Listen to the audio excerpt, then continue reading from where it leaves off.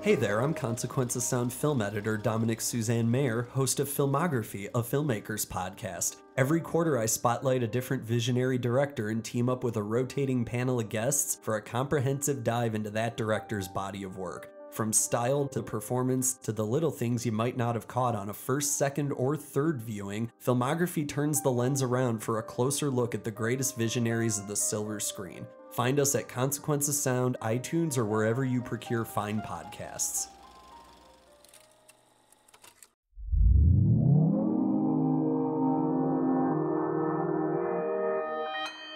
Consequence Podcast Network.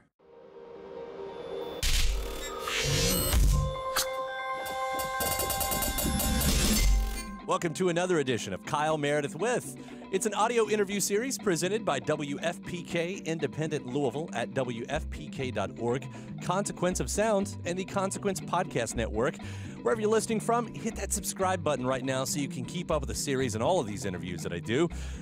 I'm Kyle Meredith. Today, my guest is Stephan Jenkins of Third Eye Blind. They've just released a new EP called Thank You for Everything. That's a covers EP. We're going to talk about covering folks like Queens of the Stone Age and Bon Iver, especially Chastity Belt. He's going to tell me about recording the song Joke. There's also some discussions of folks' perceptions of Third Eye Blind. And he gives me a little tip and an updates on what we can expect from the next record and when we can expect it. It's Kyle Meredith with Third Eye Blind. Hey, Kyle. Happy to talk to you. This new EP, thanks for everything. The math is right? You're living in the land of the EPs. Isn't this the third one in 3 years? Yeah. Although, there were a lot of, in the sort of classic 70s, 7 songs that made an LP. So call it what you will. I mean, just our records tend to be much longer, and I'm comfortable with them being shorter now. Yeah. 7 songs in this day and age is still a long listen. With it being a covers record, though, it's called Thanks for Everything. As the thank you, a lot says it in the title right there. Was there any game plan? Yeah. How far do you push a cover to somewhere else, or do you try to stay true to it? Was there any of that talk going into it? There's no cookie cutter for it. So, like, a track like In the Fade is pretty much unrecognizable from the Queens of the Stone Age version. And what it yields, a good song sort of yields an emotional condition. So, In the Fade from Queens of the Stone Age is a different thing, than, Love Me Harder by Ariana Grande. Like, there's just, they yield this different state. And it's interesting that you can get different kinds of, you can kind of evoke something different from the same song. But that wasn't like the high-minded thinking that brought that song together. It was just like, we had a day off. We were recording in a friend's house. We set up in his house. It was a Spanish house, and this sort of main room was very bright. And I was like, this sounds like the Power Station. It sounds like Tony Thompson or something. And so we were sort of jamming in that kind of like almost 80s Power Station funk vibe, and we just let that lead us into the way that we rendered that song. Yeah. So there's really it's really quite thoughtless. But I do love how it came out. For several of these songs, like, I wasn't as familiar with Chastity Belt's Joke beforehand. And I love your I love your version. Your song, it stood out to me. I went and listened. Of course, I chased down the original after that, as I did for all these. Some of these I knew, but I still went back and checked them out. Like, I hadn't listened to them in a long time. But I will say, especially that one, like, that's a hell of a rendition right there. Oh, thanks. But I'm not even close to Julia's vocal. Like, I said she's like the Nico of the Northwest. Those guys are deep, deep, deep into Seattle. And there's so many things I love about Chastity Belt. We saw them in Berlin. We were both playing Berlin at the time. And they make so much space for each other when they play. It's just like kind of crazy how they do that. There's 2 guitar players, and they're both playing their own kind of lead liney things, their bit, but they're always trying to make room for the other. And I love that kind of like gracious way of playing. And we don't have that at all. That's why I was standing there. I was like, I don't know, somebody in my band turns to me and goes, we will never be able to play like this. But I know that's... And Julia's voice, it's just like, I mean, she sounds like Nico to me, but without the pretense. I did read that was sort of some of the kind of reason for doing this record is I guess, for inspiration going into the next record. I mean, do you take those things right there and do you try to apply that to what you're writing? I definitely think it's a palate cleanser, and this is, Brad, our drummer, was talking about this. Was like, we have the studio time, but we're not ready to actually track. And I'm like, well, we have this day off in Düsseldorf, Germany. Let's get in the studio, and I mean that's where we recorded Blood Bank there. It was great. It was cloudy and it's kind of perfect because his music's very cloudy. And Brad was saying like it's really good to get into different rhythms, a different harmonic, a different intervals in the vocal, and it's kind of like a palate cleanser.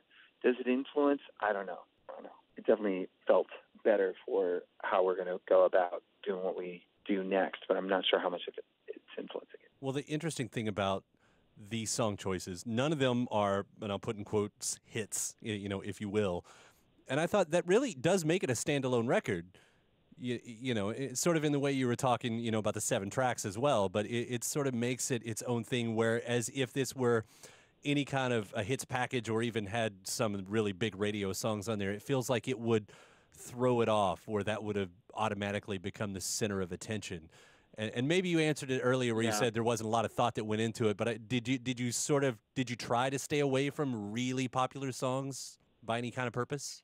I did. I didn't want to do songs that most people already had their own. I wanted to be able to listen to this record and for it to be new to you, basically fresh to you. Mm-hmm. Yeah, I don't see the point in redoing somebody else's huge hit song. Not that I wouldn't, at some point, but I don't know. Sometimes that feels a little bit, for me, it feels a little bit, turns into kind of like a commercial venture. And clearly this is not a commercial venture since we're giving all the money away. Which is very admirable. You should go ahead and plug that. Talk about that as well. Where's the money going on this?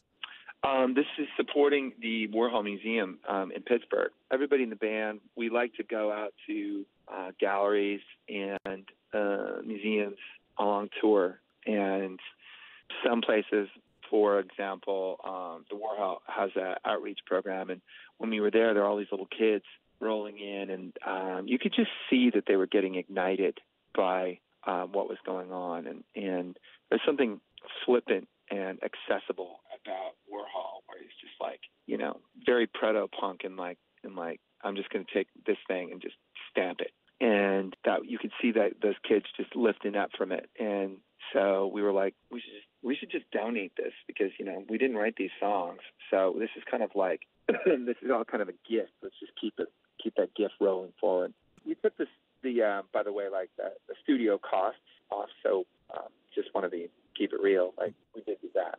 The other thing I want to ask about, sort of about the, I'm going to say thread, is that a lot of these songs are sort of more recent in a way, not including the Tim Buckley, right? I mean, everything else is sort of, isn't it like Baby Shambles On? Pretty much, yeah. Yeah. I'm not a very nostalgic person, I love Parallel Lines. It's a great record, but I don't want to do the covers on it. And Edith Piaf's great too, but I don't know. It's possible we could have done some old song like that, but it's just not what came up.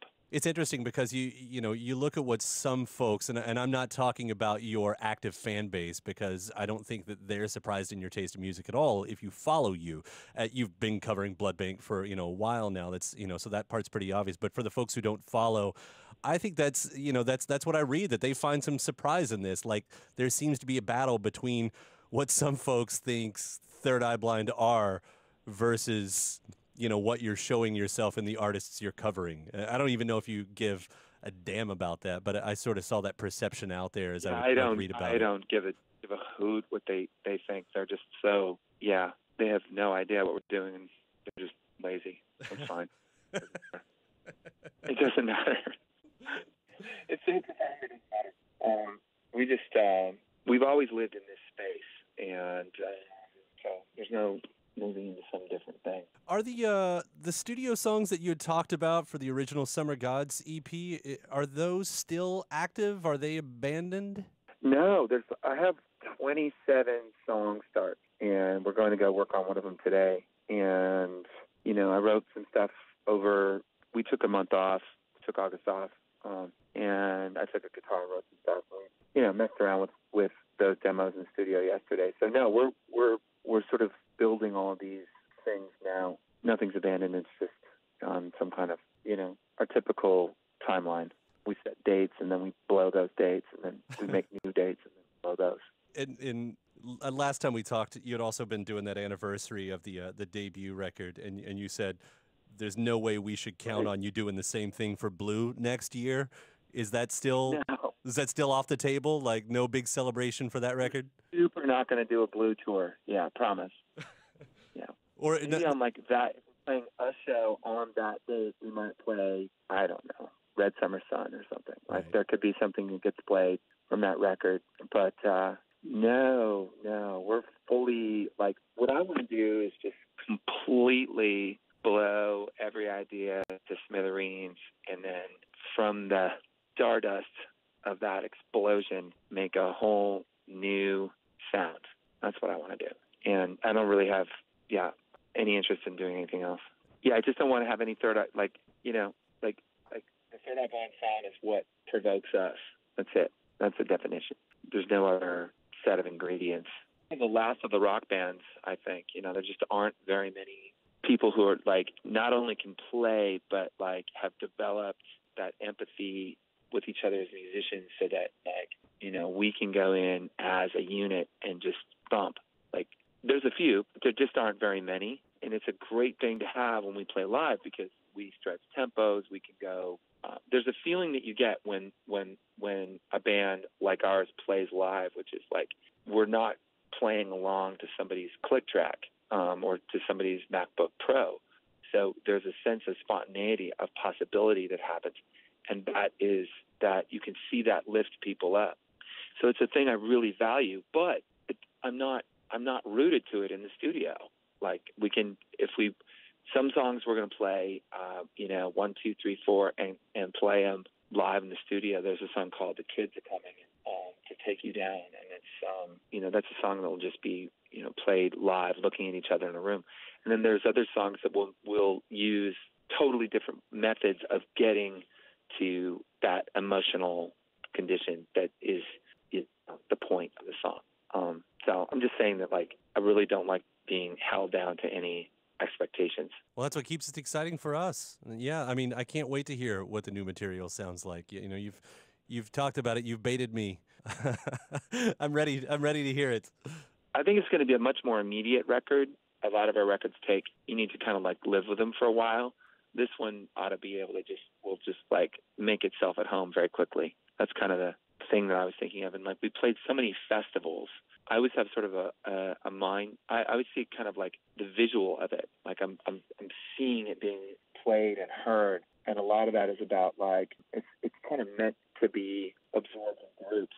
Like, I remember the first time I saw get high light paper, get high light planes. The MIA? It's called, MIA. Yeah. The first time I ever heard that song, she was playing a festival, and the very first time I heard it, I went, "Oh, yep, this owns me. Whatever this is, like, I'm just in. I'm all the way in this landscape." So I kind of look for that feeling as I'm playing. I would say that's my only kind of. Also, it's like I'm just dying to be free. Anytime there's, like, a chord or like a chord change or something that just feels kind of tried and true, I'm just like, get rid of it. Like, any phrasing, I just want it to be like, I want to be able to be blasting this in London and for it to feel right. It's got to stay strange for me. Well, knowing full and well that you might blow the date out of the water, is there at least a hope of when we might hear some finished stuff? Yeah, spring for sure. That's what I'm working on. We're working on it now, but just things get in the way, and we've got some festivals and a few like one-off gigs. But we're on the job for spring. My hope. Yeah, but I was just thinking, it was like keeping it strange is like that's like one of my kind of criteria. But as I was saying that, the thing that occurred to me is, like, what's fucking stranger than, like, a rock band? There's like 4 of us left, So that could be something weird. Like, one of the weirdest things you could possibly do is have no click track and count it off in the studio. People are like, "What the fuck is this?" Oh, cool, man. Well, Stephan, thanks so much for chatting today. I should say thanks for everything. That's how I should wrap this up, right? I should say thanks for everything. Okay, mate. It was a pleasure talking to you again. Hopefully we can do this in the spring with new music. Yep, talk to you again. All right, Bye. take care. Bye. My thanks to Stephan Jenkins from Third Eye Blind. Again, that new covers record is called Thank You for Everything. If you haven't already, hit that subscribe button right now so you can keep up with all of these interviews, whether you're listening on YouTube or you're listening to the podcast version. iTunes, Podchaser. Also, give it a rating, leave a review as well. After that, you can head to WFPK.org. That's where I do a show every Monday through Thursday from noon to 3 Eastern, where you'll also find some bonus episodes of this series. I'm Kyle Meredith. I'll see you next time.